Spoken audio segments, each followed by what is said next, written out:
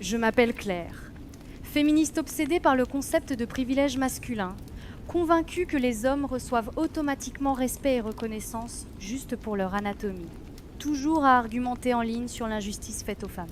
Je voyais des gars comme Daniel de ma ville avec leur médaille militaire et pensais qu'ils avaient obtenu respect et reconnaissance sur un plateau d'argent grâce à la testostérone. J'ai décidé de prouver que les femmes pouvaient mériter le même traitement si on leur en donnait la chance. Plan brillant, m'engager volontairement dans l'armée, montrer que le genre ne détermine pas la valeur. Je me voyais devenir une inspiration pour toutes les femmes. Mes amis, autour d'un café, réagissent de façon mitigée. Certains me trouvent courageuse, pionnière, d'autres naïve. Une amie me demande si je sais vraiment où je mets les pieds. Je balaie les doutes d'un air sûr, citant des statistiques sur les femmes dans les rôles de combat et parlant de briser des plafonds de verre. Excitation mêlée à l'anticipation de la validation de mes croyances. Avant le départ, je passe des semaines à me documenter sur la vie militaire, articles sur les femmes soldats, documentaires sur le combat. Je zappe les sections sur les blessures et le traumatisme, me focalisant sur les histoires de triomphe et de reconnaissance, convaincue que les avertissements sur la dureté du milieu sont de vieux stéréotypes. Je prépare mon sac, journal inclus, prête à démolir les clichés par la seule détermination. Le matin du départ, je me regarde une dernière fois dans le miroir. Jeune femme déterminée, prête à prouver un point. Cheveux impeccables, maquillage subtil. Je rêve déjà des interviews, de la reconnaissance des hommes comme Daniel. À l'arrivée à la base, je m'attends à une reconnaissance pour avoir choisi de servir. Mais Sergent Miller me donne un premier choc. Sa voix, capable de décaper la peinture, hurle sur nous comme si nous étions tous des larves sans valeur. Pas de distinction entre hommes et femmes. Juste de la chair fraîche pour le broyeur militaire. Ma déclaration féministe, ignorée. Ni curiosité, ni intérêt. Processus de traitement impersonnel, formulaire, contrôles médicaux, distribution d'équipements. Même le gars à côté, quand je parle de ma mission, acquiesce poliment, puis change de sujet pour le sport. Ma coiffure est rasée sans cérémonie, ma féminité disparaît sous la tondeuse. Premier doute, est-ce vraiment l'égalité que je voulais ? Première nuit dans les dortoirs, métal, lits superposés, casier, aucune intimité. Parmi les 20 hommes pour une femme, l'angoisse est palpable. Réveil avant l'aube au son de Miller, formation dehors, air glacial, début brutal du vrai entraînement, pompe, abdos, course jusqu'à l'épuisement. L'obstacle course ne fait pas de distinction. Certains hommes peinent plus que moi. Je comprends que tout est question de pousser chacun au-delà de ses limites. Pas de traitement spécial. La fatigue et la douleur s'installent. Mains pleines d'ampoules. Pieds en sang. Manque de sommeil. Idéaux féministes et convictions intellectuelles ne suffisent pas. Cantine, solidarité silencieuse.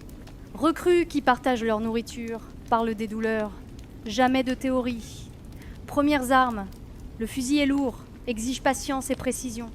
Certaines femmes surpassent plusieurs hommes. Sergent Miller critique tous avec la même intensité. Respect basé sur les résultats, pas le genre. Je commence à comprendre, mes théories féministes n'avaient pas prévu cette complexité. Chloé, autre recrue féminine, rit nerveusement à tout moment, devient instable sous pression. Nous réalisons toutes deux que nos motivations personnelles importent peu face à ce qu'il faut endurer. Au fil des semaines, une hiérarchie informelle émerge. Recrues plus anciennes imposent leur dominance aux nouvelles. Abus et humiliations sont égalitaires. Premier vrai bizutage, nous devons nettoyer les sols avec des brosses à dents, laver les uniformes à la main, observer des punitions absurdes infligées à nos camarades. Toute protestation est impossible. Signal d'alerte des autres recrues.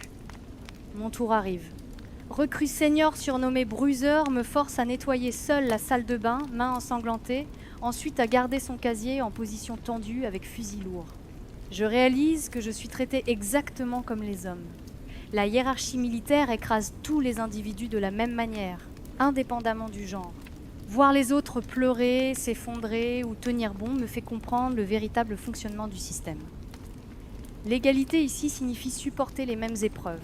Entraînement physique intensif continu, marche avec sac complet, parcours sous le soleil, longue course épuisante. Certains abandonnent sans honte. Ceux qui restent tissent des liens par la souffrance partagée. Exercice de simulation de combat, équipe mixte, objectif à accomplir, survie prioritaire. Adrénaline et travail d'équipe transcendent le genre. Évacuer un camarade blessé me procure de la fierté, mais pour le soutien, pas pour prouver un point féministe. Après des semaines d'humiliation nocturne, push-up dans la boue et la pluie, je touche mon point de rupture. Respect rêvé, inexistant. Mes idéaux romantiques de fraternité militaire se brisent. Les hommes que je croyais privilégiés souffrent comme moi. Dans la misère partagée, je découvre l'âpre goût de l'égalité réelle, tous impuissants face à la machine militaire et aux recrues seniors. Je me regarde dans la fenêtre des dortoirs, visage fatigué, yeux creux, bouche déterminée. L'idéaliste joyeuse que j'étais a disparu. Mais un nouvel instinct naît. Endurance, solidarité, survie. Ce n'est plus prouver le féminisme, juste survivre et ne pas abandonner mes camarades. Je change physiquement et mentalement. Pensée pratique remplace l'idéalisme. L'égalité devient endurance égale, souffrance égale. 1 an plus tard, presque l'heure de la libération. Tout a changé en moi. Je ne suis plus la nouvelle confuse, mais une soldate expérimentée. Les autres recrues me regardent avec respect et fatigue, non pas parce que je suis une femme, mais parce que j'ai survécu quand d'autres ont abandonné. Mon corps est transformé, musclé, sec, endurci par le soleil et l'entraînement au mouvement précis, sûr. La reconnaissance que je cherchais est là, mais elle a un goût différent de ce que j'imaginais. Chloé n'est jamais revenue après son transfert administratif, déchargée pour raisons psychologiques. Je réalise à quel point j'ai frôlé le même sort. Maintenant assise dans les dortoirs, je fais partie des vétérans qui contrôlent la vie des nouvelles recrues. Un nouveau groupe arrive 1 mois avant ma sortie. Les voir débarquer me ramène à mes propres débuts. Peur, excès de confiance, naïveté. Parmi elles, une jeune femme, Macha, me donne un mélange familier d'admiration et d'irritation. Déterminée à prouver que les femmes méritent un traitement égal, elle répète mes anciennes proclamations, avec la même naïveté. La première nuit, nous, vétérans, participons à la cérémonie de bienvenue pour montrer la hiérarchie réelle. Je me retrouve du côté de ceux qui imposent, non subissent. Les souvenirs de ma première nuit refont surface. Push-ups jusqu'à l'effondrement, sol à frotter à la brosse à dents, humiliation systématique pour briser l'identité civile. Je comprends maintenant que c'était nécessaire pour créer des liens à travers la souffrance et préparer chacun à survivre. Macha, terrifiée, parmi 5 nouvelles recrues, reçoit le même traitement. Sunder, un vétéran, impose squat, chansons ridicules, push-up sur les articulations. Je me souviens de moi à sa place. Sergei, mon camarade, me pousse à participer. Il faut montrer à cette féministe comment ça se passe ici. Moment de vérité. Je prends Macha par l'épaule et la dirige vers le matériel de nettoyage. Elle est choquée, trahie, probablement attendait de la solidarité féminine. Ici, ce genre de pensée ne survit pas. Elle commence son travail sans protester. Les anciens approuvent ma participation. J'ai gagné ma place dans la hiérarchie par la souffrance et je la défends désormais. Les jours suivants, je continue à superviser et imposer les tâches humiliantes, laver mes uniformes à la main, monter la garde sur mon équipement, corver les plus pénibles. Ce que j'ai vécu passe maintenant aux nouvelles recrues. Macha me regarde avec incompréhension et colère, découvrant que les théories sur le genre s'effondrent face à la réalité militaire. Chaque jour, la formation physique pousse au-delà des limites, faisant tomber les théories sur les avantages masculins. Macha pleure, lutte, apprend comme moi avant elle. Elle tente de m'aborder en privé, pensant que nous devrions nous soutenir en tant que femmes. Je la regarde avec pitié et irritation, c'est son première erreur. Le genre n'a pas d'importance ici, seul compte l'endurance. Elle gagnera sa place par la douleur et la discipline, pas par la solidarité féminine. Exercice de terrain majeur, équipe mixte de vétérans et recrues. Mon rôle, leader de l'équipe. Pas de traitement de faveur, pas de sensibilité civile. Pendant une longue marche, un soldat jeune décroche. Macha lutte mais cache sa difficulté. Nous ne laissons personne ralentir l'équipe. Simulation de combat, panique attendue, Macha se fige, un vétéran simule une blessure. Je prends le commandement sans hésiter, ordonnant à Macha d'évacuer le blessé. Discipline et respect obtenus par compétence, pas par genre. La mission est accomplie grâce à l'entraînement et la coordination. Après action briefing, Notre équipe est félicitée pour son maintien des standards et l'accomplissement des objectifs. Reconnaissance longtemps rêvée arrive enfin, mais différemment de ce que j'avais imaginé. Plus de triomphes féministes, juste compétences militaires validées.